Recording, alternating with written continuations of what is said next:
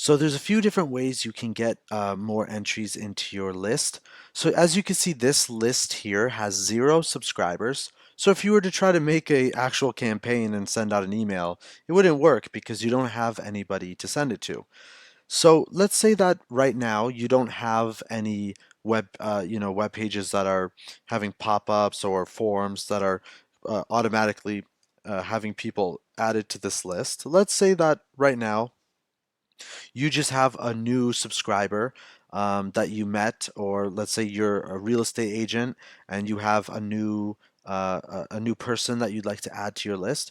So the easiest way to get people into the list is to do it manually. So if you come to home page here, the home page, and you go to lists, as you can see, you just click right here. Do you see where there's this little plus? Go ahead and click that plus person. It's pretty self-explanatory. And let's put in their email address. We're just going to use an example, okay? ABC at abc123 at yahoo.com. Okay. First name is, let's say, Paul and Scott. Paul Scott. Okay. And you could fill out their address, their city. That way you have some more information here on the database, but we don't need to. All you absolutely need to add somebody is their email and their name. Okay? You put their country. You could put their phone number if you'd like. And then what you need to do is you need to say that this person gave you permission to email them. And the reason that MailChimp has you doing this is because MailChimp needs to be responsible as a company. They can't just let people, add random email addresses. So this is to prevent, I think to some degree to protect them, and also to make sure that if you don't check this, see, by checking this, you're attesting that to the fact that you had their permission. So if you don't, they could actually uh, close down your account, or give you some kind of disciplinary action. So don't just go adding random people. Make sure that it's uh, you know uh, this Mailchimp really isn't a platform for sending spam. So this is opt-in only. And opt-in meaning that you have the permission or they agreed to be part of this list. Okay.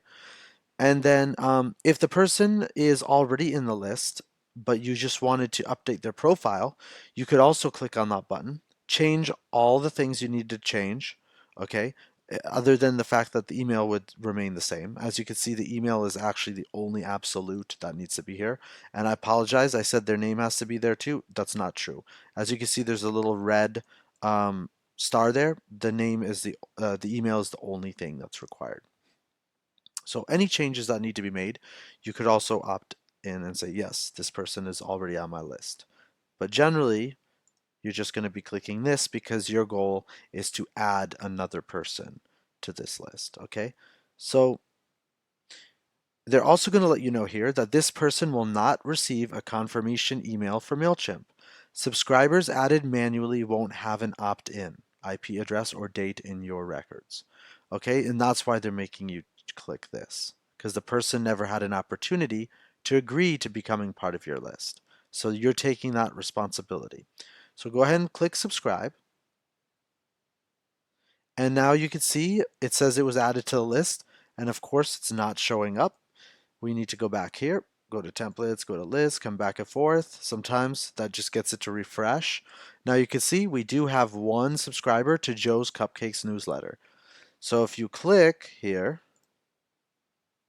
you can actually see now that 1 subscriber that we just added.